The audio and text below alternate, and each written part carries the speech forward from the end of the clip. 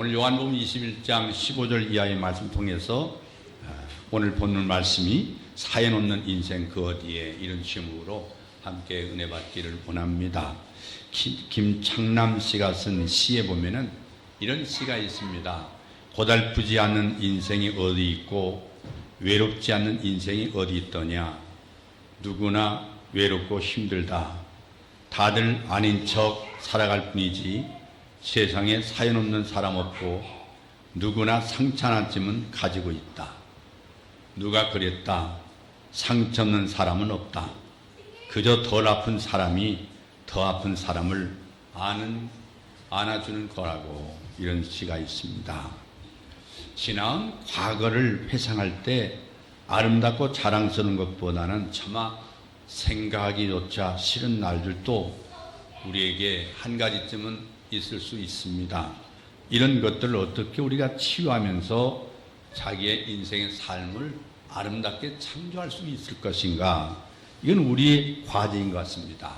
우리는 어떤 모양으로든지 자기 자신에게 흔적을 가지고 있습니다.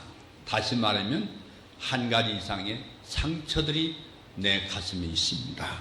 이것을 치유할 과제가 오늘 우리에게 있는데, 그런데 위대한 사람들은 거의 다 과거의 실패가 있고 얼룩진 상처들로 남아있는 것을 볼 수가 있습니다. 그런 실패를 딛고 서서 위대한 삶을, 인생을 창조해 갔습니다. 그 가운데 한 사람이 바로 예수님의 위대한 제자 베드로였습니다. 베드로는 주님으로부터 책망을 많이 들었습니다. 또 주님으로부터 칭찬도 들었지만 다른 사람에 비해서 책망도 많이 들었던 제자였습니다. 베드로는 성공적인 주님의 제자처럼 보였지만은 그의 생애는 실패한 제자의 모습을 우리가 볼 수가 있습니다. 그러나 베드로는 실패를 거듭했지만 결국 성공한 제자가 됐습니다. 베드로의 성공적인 삶은 실패를 딛고 일어서서 이루어진 것인데 바로 그는 예수님을 만났습니다. 오늘 여러분에게도 주님을 만나는 축복이 있기를 제 이름으로 축원합니다. 예수님께서 갈릴리 바닷가에서 고기 잡는 어부였던 베드로를 불렀습니다. 나를 따라오너라. 나를 따라오너라. 그때 베드로는 배와 그물을 내버려 두고 예수님의 뒤를 따랐다고 성경은 말씀하고 있습니다. 예수님의 가장 가까운 거리에서 주님을 따랐습니다. 그만큼 주님의 기대와 총애를 받던 제자입니다. 그리고 그 어떤 의미에서 충성을 가장 많이 하는 제자였습니다. 갈릴리 바닷가에서 고기 잡던 어부, 아무도 알아주지 않는 뱃사람이었습니다. 몸에는 항상 비린내 나는 그물을 만지면서 평생 살아가야 할 그가 예수님의 제자로 부름받아서 위대한 인생, 위대한 사도가 되고 그의 생애는 찬란하게 빛나는 주님의 영광스러운 제자가 되었습니다. 이 베드로의 학력이라고 하는 것은 오직 예수님에게서 배운 3년간의 제자도 그것뿐입니다. 그런데 베드로는 위대한 사도가 돼서 2000년 기독교 교회사를 빛내주고 있는 위대한 스승으로 우리를 가르쳐주고 있습니다. 왜 이렇게 됐을까? 예수님의 제자요 뒤를 따르는 그리스도인들은 어떤 의미에서 베드로보다도 우리가 더 나을 수 있습니다. 학력으로 봐도 그랬고 베드로보다 더 나은 사람이요 출생으로 봐도 베드로보다 나은 사람이고 이제 우리에게 주어진 과제는 베드로가 그런 환경 속에서도 우뚝 서서 위대한 사람으로 되어갔듯이 우리에게도 주님께서 그런 기대를 걸고 있는 줄로 믿습니다. 베드로는 그의 신앙 고백이 탁월합니다. 주는 그리스도시요 살아계신 하나님의 아들입니다. 바로 마태, 마가, 누가, 요한복음에서 하나님의 사람들이 성령의 감동받아 기록한 예수님의 행적의 가장 포인트를 찍고 있습니다. 예수는 누구냐? 예수는 누구냐? 그 예수는 우리와 무슨 관계가 있느냐? 그 관계의 결과는 어떤 열매와 축복이 있느냐? 이게 성경 기자가 기록한 목적입니다. 근데 거기에 걸맞게 이 베드로는 예수님을 정확하게 알고 있습니다. 주는 그리스도시요 구세주시요 살아계신 하나님의 아들입니다. 하나님이 약속하여 보내신 언약의 아들임을 믿습니다.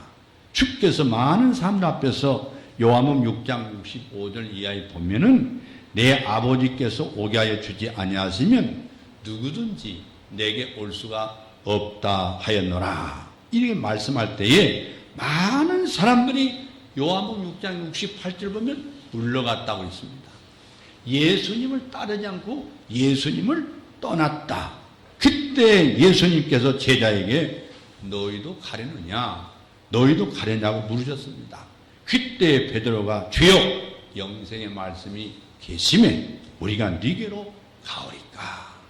오늘 또 무더운 날 속에서도 주여 영생의 말씀이 여기 있는데 어디로 가오리까. 오늘도 주님의 인도하심 통해서 주님의 품 안에 안긴 여러분들에게 오늘 그리스도께서 친히 여러분 마음에 신방하시고 위로하시고 치료하시고 고쳐주셔서 새은의 새 은총 가운데 건강한 영육간이 되기를 주의 이름으로 축복합니다. 축복합니다. 이런 믿음을 얻은 베드로는 이제 주님 없이는 살 수가 없게 됐어요. 주님 없이는 살 수 없습니다. 이런 신앙 고백을 가진 베드로는 그 생애에 큰 수치를 하나 남게 됐습니다. 예수님께서 잡히시던 날 밤에 사랑하는 제자들과 함께 감난산으로 가서 이런 말씀을 하십니다. 오늘 밤에 너희가 다 나를 버리리라. 기록된 바 내가 목자를 치니 양의 떼가 흩어지리라. 이 말씀할 때 베드로는 다 버릴지라도 저는 그렇지 않습니다. 나는 그렇지 않겠나이다. 아주 작심해서 말했어요. 예수님은 이어서 내가 진실로 너에게 이룬다. 너희들에게 이르노니 오늘 밤 닭이 2번 울기 전에 내가 3번 나를 부인하리라. 그때 베드로는 힘있게 말하기를 내가 주님과 함께 죽을지언정 주님을 부인하지 않습니다.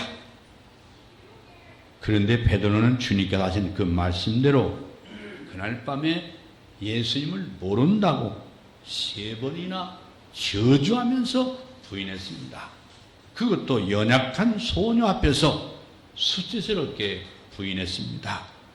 자기를 잡으러 온 것도 아닌데 자기를 죽이려고 하는 핍박도 있었던 것도 아닌데도 불구하고 연약한 소녀 앞에서 나는 예수를 진정 모른다.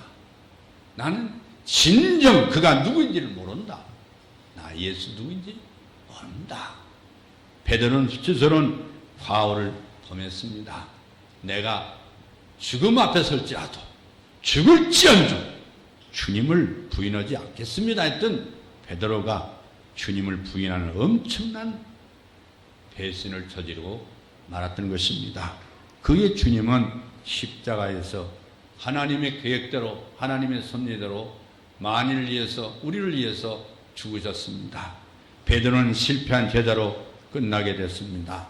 3년 동안 주님을 따랐던 베드로의 결과는 주님을 부인하는 수치스러운 제자로 가오를 남긴 채 좌절에 빠지게 됐습니다.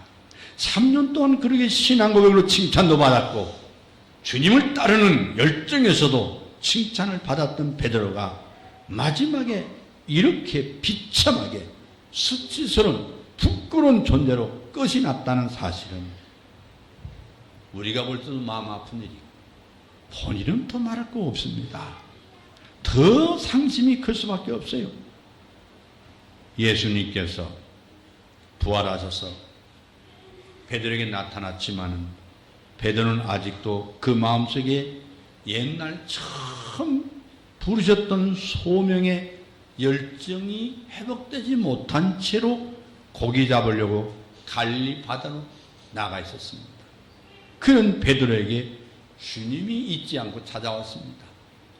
주님을 3번이나 부인하고 좌절감에 빠져있는 베드로, 실패한 베드로에게 주님께서 가까이 오셔서 왜 오셨겠어요? 은혜를 주시려고 찾아오셨습니다.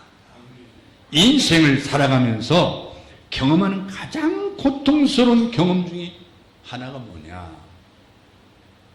자기가 하고자 하는 일에 자기의 꿈을 이루지 못한 실패입니다.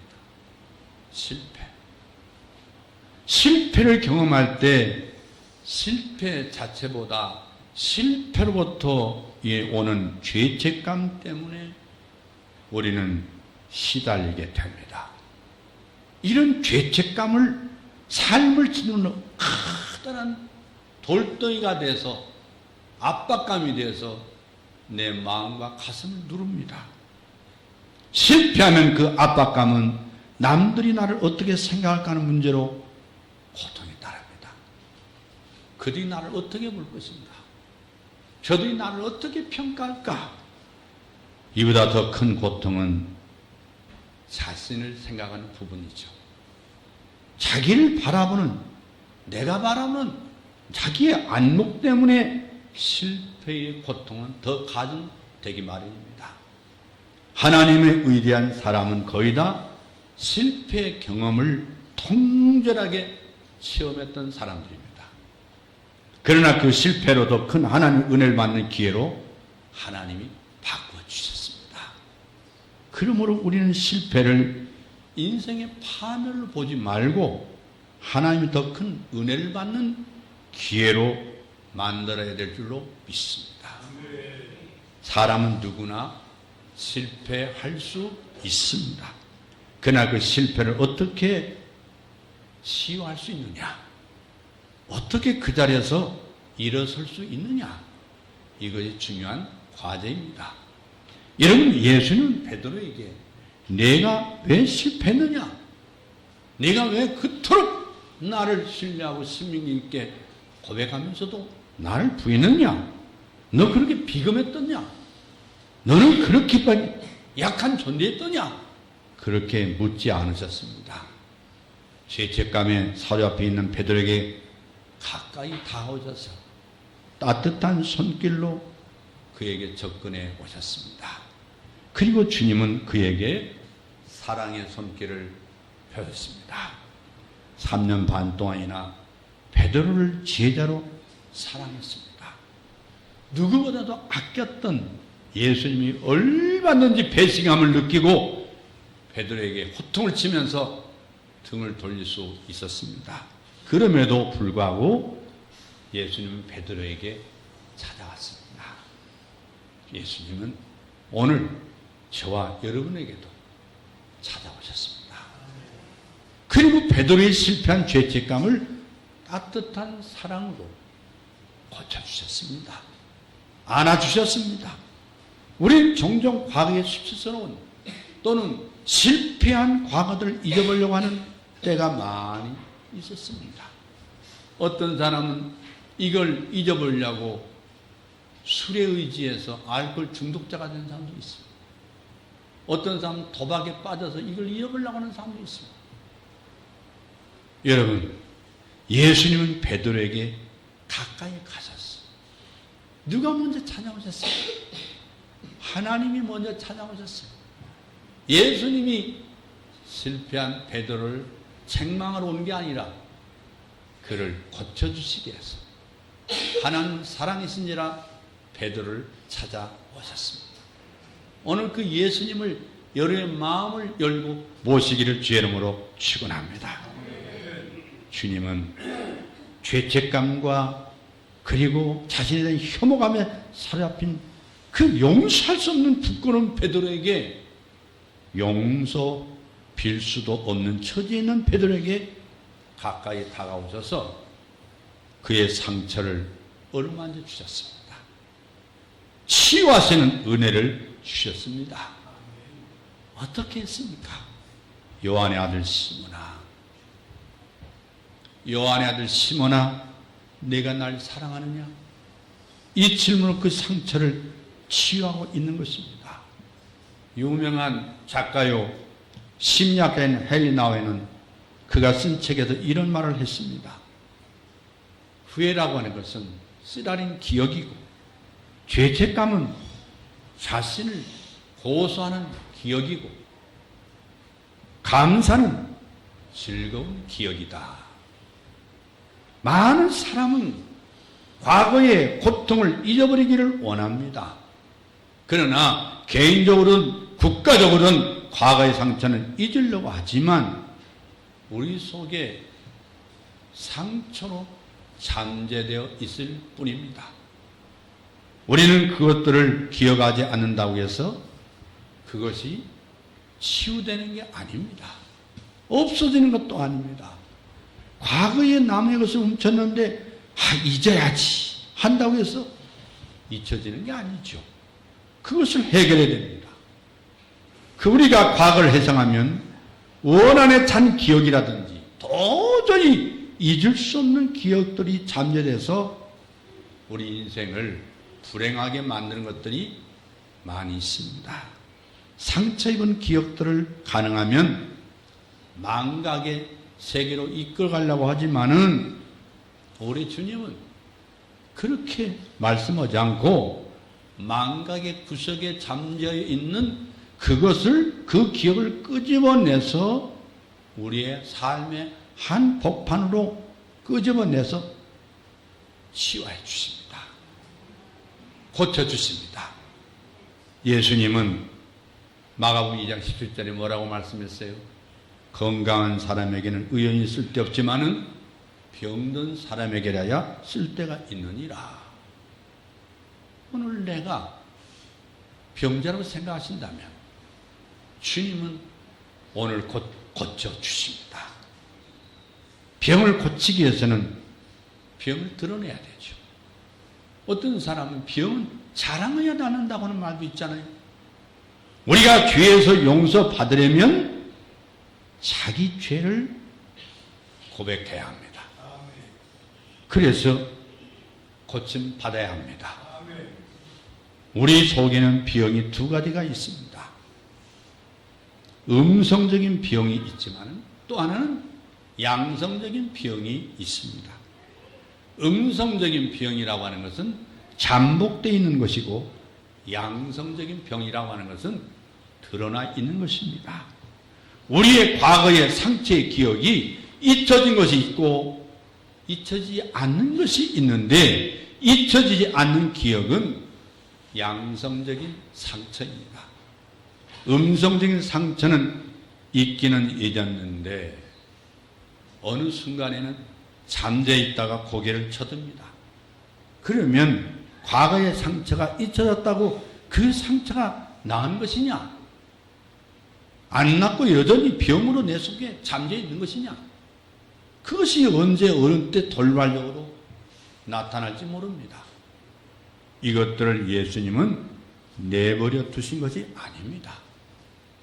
내버려뒀다는 건 하나님 포기했다. 난 너 버렸어. 하나님은 한 사람도 버리지 않기 때문에 어떤 약점, 어떤 상처, 어떤 문제를 가지고 왔다 할지라도 주님은 이 병든 자를 고치려고 오신 줄로 믿습니다. 할렐루야. 예수님께서 상처받은 베드로에게 나타나셔서 요한의 아들 시몬아 네가 나를 사랑하느냐? 베드로의 양심의 죄책감을 드러내서 치유하려고 하는 것입니다. 조병숙 교수는 이런 말을 했어요. 예수님에 대한 하나의 이미지를 그가 학문적으로 설명한 걸 제가 유심히 봤는데 그건 뭐냐면 그것은 낯선 예수. 예수님이 낯설다는 게 아니라 내 속에 상처 있고 아픔이 있고 죄가 있으면 어딘가 모르게 예수님 볼 때 낯불 끓어서 낯습니다. 그렇게 예수님과 관계가 허물없었던 관계가 어느 순간부터 예수님을 안 봤으면 좋겠다. 부끄러운 얼굴을 낯선 예수라 이렇게 표현한 걸 제가 관심 있게 봤는데 예수님의 존재성 로고스 하나님이시지요. 말씀으로 오셨지요. 사람과 만나게 이 땅에 하나님 오셨지 않습니까? 그래서 이분은 뭐라 그러냐면 로고스 말씀 활동으로 이렇게 예수님의 그 낯설고 그리고 신비스러운 분인 것을 묘사를 했어요. 그러나 낯선 예수님 앞에서 나를 발견해야 한다는 사실입니다. 그 낯선 예수님이 인간의 세계에 적극적으로 참여하고 계시다는 사실이에요. 낯선 예수님이 참여자로서 사람들 만나서 두 가지 역할을 합니다. 한편으로는 비판하고 또 한편으로는 은혜를 주십니다.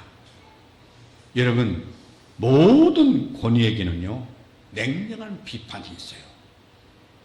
바로 특히 종교 지도자나 정치 지도자를 우리가 대비해서 말할 수 있어요. 그들은 포장을 벗겨내셨다는 사실이죠. 오늘 이 세상 모든 사람이 다 포장하지 않습니까? 화장하는 것도 포장입니다. 옷을 잘 입는 것도 나에 대한 포장입니다. 세상에 많이 배우려는 욕심도 포장입니다. 세상의 권력도 포장입니다. 세상 돈 많이 가지려는 것도 포장입니다. 모든 것이 포장입니다. 그러나 주님은 오늘 여러분을, 저를 이 자리에 하나님 존재에 부르신 것은 오늘 내 얼굴에 화장을 벗겨라. 나는 내 포장을 오늘 벗겨놓겠다. 반면 모든 병든 자, 가난한 자, 지금 죽을 병에 있는 자에게는 은혜를 베푸시는데 이 또한 그들의 포장을 벗기시는 방식이라는 거예요. 결국 그의 본질, 그의 존재, 그의 정체에 직면하게 하신 겁니다. 이것이 바로 상담 치유 방법이거든요, 사실은. 그런데 권위에게는 화려한 포장을 벗겨내서 부패한 실체를 보이신다고는 사실이죠. 이걸 독일어로 나인이라고, 나인. 그 약자에게는 초라한 포장을 벗겨내서 본연의 실체를 보여주신 거야. 그게 뭐냐? 독일어는 야, 영어로는 yes, 야. 근데 결국 모두에게 자신의 실체를 보고 회개하고 소망을 발견하고 구원에 이르도록 이끄신 분이 예수님이다, 이 말이죠. 낯선 예수님은 이렇게 우리에게 다가오셔서 참여 예수님이 되신다. 나의 인생의 문제를 내가 해결할 수 없기 때문에 그분은 낯선 예수님이란 하나님이시기에 오늘 피조된 오늘 우리를 지금 직면하여 찾아오십니다.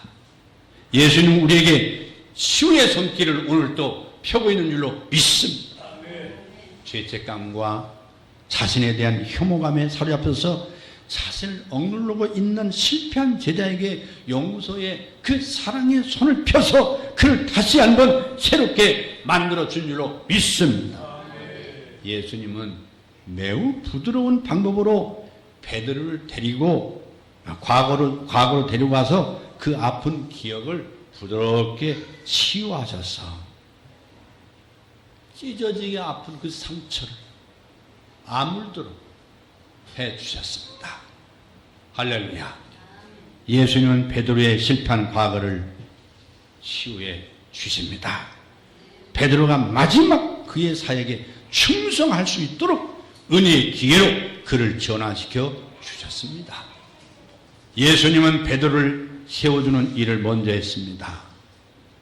부활하신 주님을 만남으로 지나온 과거의 아픈 상처들이 아물고 치유되기를 주의 이름으로 축원합니다. 죄책감과 상처로 멍들고 분노한 원한으로 신음하고 깊은 내면의 좌절감과 폐경으로 차 있다면 오늘 치유받기를 주의 이름으로 축원합니다. 십자가는 상처받은 아픔이며 고난이며 부활은 치유의 승리요 부활은 평안이요 부활은 기쁨인 줄로 믿습니다. 우리는 모두 다 과거의 못질한 상처들이 우리 속에 다 얼룩져 있습니다. 주님을 십자가에 손과 발의 못을 받고 옆구리에 창을 찌르고 상처낸 것들이 우리의 과거의 흔적들입니다. 흔적들이 예수님을 십자가에 못 박은 것은 우리의 못 박은 상처들을 그에게 투사시킨 것입니다. 예수님의 옆구리를 창에 찔린 것은 우리 가슴 속에 창 찔린 상처난 것들을 그에게 전이시켜 주시는 겁니다. 누구에게? 예수님에게. 그래서 예수님을 가르쳐서 상처받은 치유자라 이렇게 말합니다. 이 세상에 상처받은 카운슬러는 없습니다. 상처받은 상담가는 없습니다. 오직 예수님만 우리의 상처를 넘겨받으시고 치유하십니다. 예수님은 상처를 받고 있으면서 그 상처를 가지고 우리를 고쳐주십니다. 우리가 알지 못하는 사이에 가슴속에 깊이 못 박힌 상처들이 너무 많이 있습니다.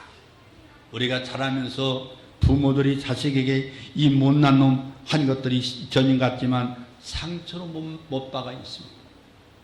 공부도 못하는 자식이 세상에 뭐 할 거야, 이걸 자식이라고 나눠놨어, 이런 상처, 이 상처가 평생을 가져가고 있습니다.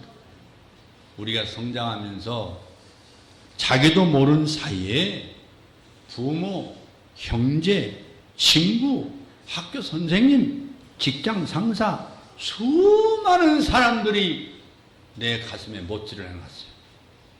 상처가 있어요. 이런 상처들이 우리 속에 나는 잊는다고 하지만 나 잊을 거야. 여행 가서 잊을 거야. 나 술 먹고 잊어버릴 거야. 그런데 여행 갔다 오면 다시 생각납니다. 술 먹고 깨면 더 크게 생각납니다. 여러분, 인간의 힘으로는 고칠 수 없습니다. 내 속에 잠재된 상처를 오늘 주님은 고쳐주십니다. 십자가에서 주님이 이 상처를 다 받아서 피를 흘리시고 치유해 주셨습니다. 여러분, 이사야 53장 5절에 그가 찔림은 우리의 허물을 인함이요 그가 상함은 우리의 죄악을 인함이라. 그가 징계를 받음으로 우리가 평안을 누리고 그가 채찍에 맞음으로 우리가 남을 입었도다. 예수님이 십자가에 달려있는 것은 그냥 달려있는 게 아니에요. 너희들의 상처를 내가 대신해 죽노니 너희 과거를 십자가에 처형해라. 이것이 주님의 십자가의 죽으심의 치유입니다. 주님과 함께 십자가에 못 박힌다는 말은 나의 모든 과거의 상처도 아픔도 분노도 주님과 함께 십자가에 달려서 나는 이제 그리스도 예수 안에서 함께 주님과 함께 죽었노라. 그리고 함께 살았노라. 이런 과거가 치유가 되야 될 줄로 믿습니다. 주님은 우리에게 십자가를 메고 우리를 죽이는데 아프다고 소리치니까 치료를 못하는 거죠.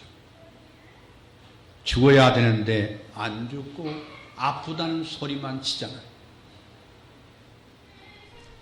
십자가는 우리의 이성을 십자가에 못 박으라는 것이죠.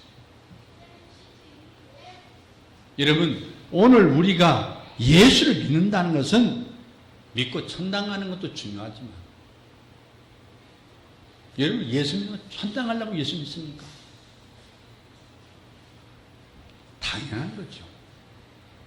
살아있는 동안 예수님의 십자가의 부활과 죽음과 부활 사건이 내 속에 일어나지 않으면 천국 못 갑니다.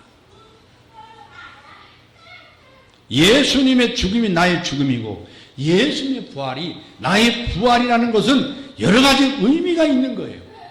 우리가 살아있을 때는 병도 살아있지만 완전히 죽을 때는 병도 죽습니다. 병도 죽어. 이와 같이 내 속에 있는 많은 상처를 치유하기 위해서는 나의 죽음은 선언해야 돼요. 내가 십자가에 죽었다. 과거의 상처도, 저주도, 불행도, 나를 아프게 한 사람도, 상처도, 쓰라린 기억도 다 함께 죽었다는 것입니다.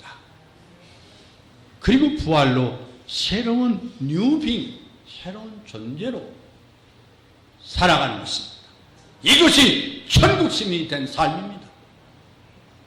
사도 요한은 요한복음을 기록한 목적을 두 가지로 제시하고 있습니다. 하나는 예수가 하나님의 아들 그리스도심을 믿게 하려 하시며, 두 번째 기록 목적은 너희로 믿고 그 이름을 힘입어 생명을 얻게 하려 함이니라.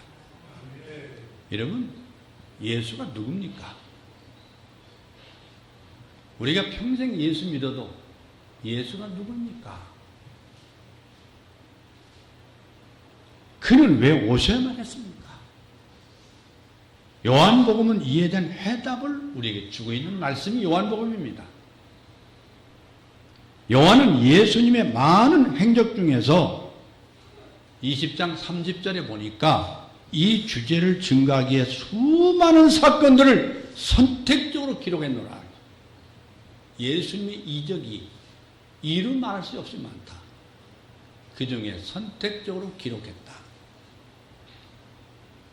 그렇기 때문에 성경을 구속사적으로 성경을 봐야 합니다. 하나님이 구원사적으로 성경을 봐야만 하나님의 비밀을 알 수가 있습니다. 성도 여러분, 2000전에 유대 땅에 나셨던 역사적 인물 예수님이 하나님의 아들 그리스도이심을 믿습니까? 예수는 하나님인 걸 믿습니까? 그리고 그건 구약에서 언약하시고 신약에서 성취해 주신 하나님의 주권적인 사역임을 여러분 고백하십니까? 예수를 믿음으로 나에게 영원한 생명이 주어졌음을 믿습니까? 할렐루야! 예수님께서 베드로에게 가까이 가셔서 그를 치료하실 때 놀란 사건이 이루어집니다. 예수께서 실패한 제자 베드로에게 나타나셔서 숯불 위에 떡과 생선을 구워서 먹이시면서 가까이 다가갔다고 했어요. 잘 이 말씀을 포착해야 됩니다. 숯불에 떡과 생선을 구워 먹였다. 이것은요, 베드로가 예수님 부인할 때 어떤 집에 끌려갔습니까? 대제사장 집에 끌려갔습니다. 거기에 어떤 불이 있었습니까? 모닥불이 피어 있었습니다. 모닥불을 쬐고 있었기 때문에 이 사실을 상기시키고 있는 거죠. 그리고 베드로가 예수님을 부인했던 그 시간이 때가 언제예요? 밤입니다. 근데 이제는 아침이 되었대. 아침에 예수님은 베드로를 찾아갔어요. 이것은 밤에 부인했던 과거를 청산하고 새로운 아침을 맞이하라는 깊은 뜻이 담겨져 있습니다. 베드로가 넘어질 때는 몹시 시장했습니다. 그런데 이제는 떡과 생선을 구워 먹이신 후에 주님께서 베드로의 과거를 치유하시고 새로운 출발을 하게 하셨습니다. 예수님께서 베드로에게 3번 묻습니다. 예수님을 3번 부인한 베드로에게 네가 날 사랑하느냐? 3번 묻습니다. 이건 예수님이 베드로의 과거의 기억들을 회상시켜서 그들을 베드로를 새롭게 바꿔주시려고 하는 의도입니다. 나의 과거의 상처들, 이것을 주님께서 은혜로 바꾸셔서 놀라운 일을 오늘 이 시간에도 이루어지게 하십니다. 3번 부인한 베드로에게 3번 사랑하느냐고 물으시면서 주님을 더 많이 사랑할 수 있도록 만들어 주십니다. 그래서 베드로의 일생은 주님을 사랑하는 일생으로 바꿔졌습니다. 주님을 사랑하냐 묻는 질문은 실패한 베드로에게 그 상처가 아물고 새로운 세계를 향해 주시는 하나님의 음성이었습니다. 우리는 주님을 더 많이 사랑하십니까? 사랑해야 합니다. 주님을 사랑한다고 할 때 3가지 나의 존재 변화를 체험할 수 있어야 됩니다. 주님을 사랑하면 할수록 내 존재는 영광스러운 존재가 됩니다. 베드로가 예수님을 3번 부인함으로 수치스러운 제자가 됐는데 이제 영광스러운 제자가 되기 위해서 내가 나를 사랑하냐 묻습니다. 베드로는 최대한 영광을 돌렸습니다. 그는 주님을 위해서 어떻게 죽었죠? 십자가에 거꾸로 매달려 죽었다는 전설이 있습니다. 요한복음 21장 18절에 내가 진실로 내게 이르노니 젊어서는 내가 스스로 띠띠우고 원하는 곳으로 다녔거니와 늙어서는 내 팔을 벌리리니 남이 내게 띠띠우고 원치 않는 곳으로 데려가리라. 이것은 베드로가 어떻게 영광을 돌리고 죽는 것을 보여주는 말씀입니다. 비겁하게 3번 부인한 베드로에게 수치스러운 존재로 내가 나를 3번씩이나 부인했지만 내가 나를 사랑한다면 영광스러운 존재로 죽을 것이다. 두 번째는 베드로를 행복한 존재로 만들어 줬습니다. 주님을 위해서, 주의 사역을 위해서 주님을 사랑하면 사랑할수록 베드로는 행복한 새로운 뉴 빙, 새로운 존재가 된다. 마지막으로는 베드로는 그의 삶을 통해서 최대의 창조적인 주의 사도가 됐습니다. 그는 가늠마다 수많은 사람을 회개시켰습니다.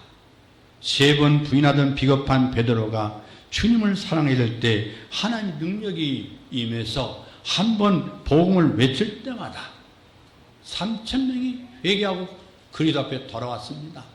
5,000명이 회개하고 예수를 믿었습니다.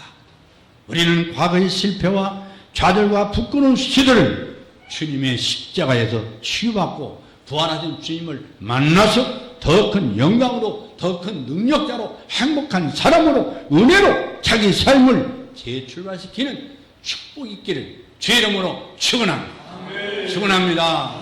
할렐루야. 기도하겠습니다.